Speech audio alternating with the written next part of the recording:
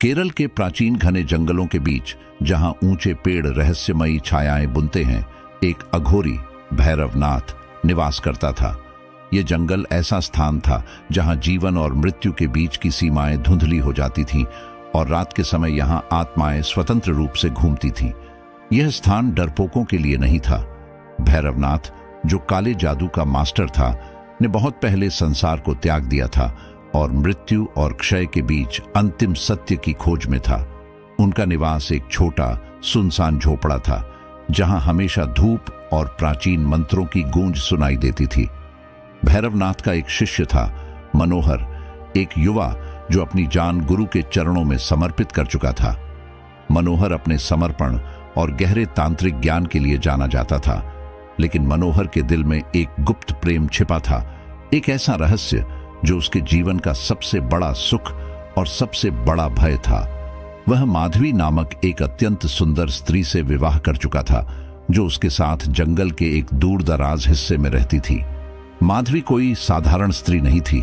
उसकी आंखें चांदी की तरह चमकती थीं, उसके बाल रात की तरह काले थे और उसकी आवाज इतनी मधुर थी कि वन्य जीव भी उसके सामने झुक जाते थे। लेकिन बहुत कम लोग जानते थे कि माधवी वास्तव में एक यक्षिणी थी, एक दिव्य प्राणी जिसे अपने सुंदरता और शक्तियों के लिए जाना जाता है।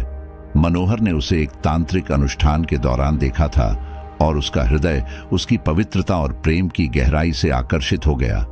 उनका प्रेम इतना गहरा था कि उन्होंने इसे दुनिया से छिपा कर रखा, विशेष रूप से भैरवनाथ से।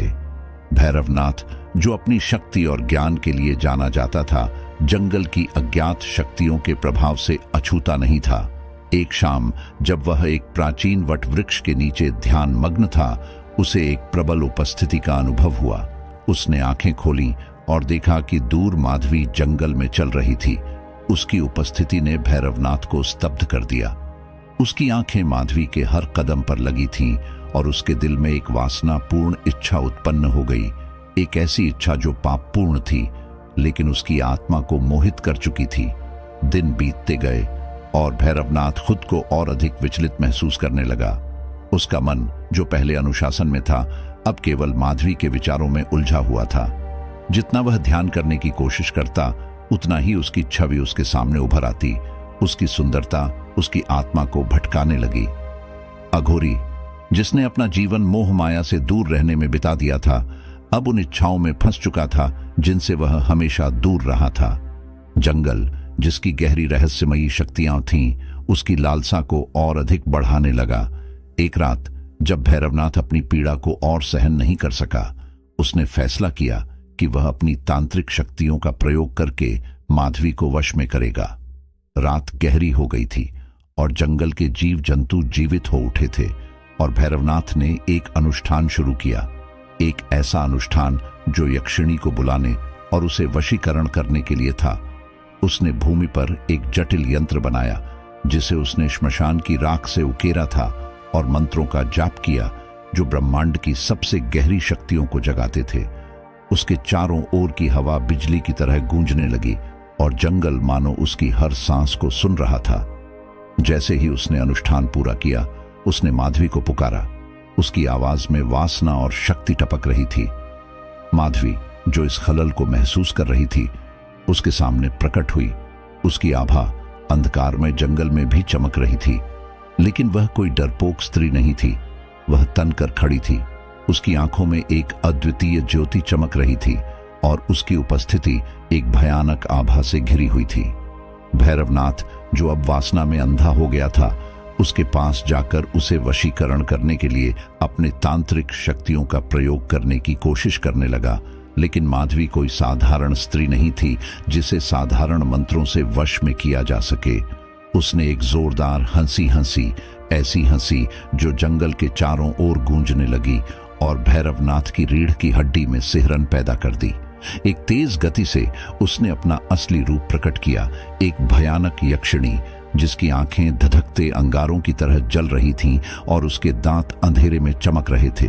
उसका एक बार सुंदर चेहरा क्रोध और शक्ति से भरा हुआ था। उसके बाल हवा में उछल रहे थे जैसे किसी तूफान ने उसे घेर लिया हो।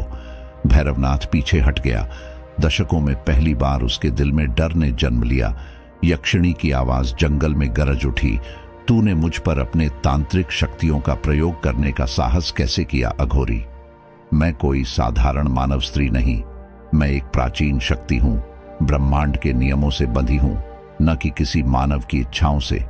तूने अपनी सीमाओं का उल्लंघन किया है भैरवनाथ। माधवी का क्रोध महसूस किया जा सकता था और उसके चारों ओर का जंगल उसकी क्रोध से जीवित हो उठा। पेड़ चटकने और हिलने लगे और भैरवनाथ के पैरों के नीचे की जमीन हिलने लगी।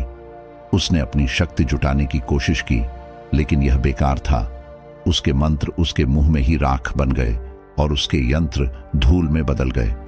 यक्षिणी ने अपना हाथ उठाया और एक ऊर्जा की लहर भैरवनाथ की ओर बढ़ी, उसे एक चमकती रोशनी में घेर लिया।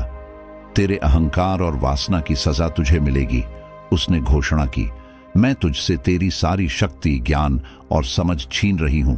अब तू इस जंगल में एक पागल आदमी की तरह भटकेगा, हमेशा उन इच्छाओं से परेशान रहेगा जिन्हें तू पूरा नहीं कर सका। इन शब्दों के साथ माधवी का शाप भैरवनाथ पर चढ़ गया। उसने अपनी शक्तियों को छीनते हुए महसूस किया। उसकी आत्मा से उसका आध्यात्मिक संबंध टूट गया। उसका मन, जो कभी तेज और अनुशासित था, अब अराजक विचारों से घिर गया। उसका शरीर, जो कभी मजबूत था, अब कमजोरी से कांपने लगा। यक्षिणी के शाप ने उसे एक साधारण मानव बना दिया, एक ऐसा व्यक्ति जिसे उसकी अधूरी इच्छाओं ने हमेशा के लिए जकड़ लिया था। अगली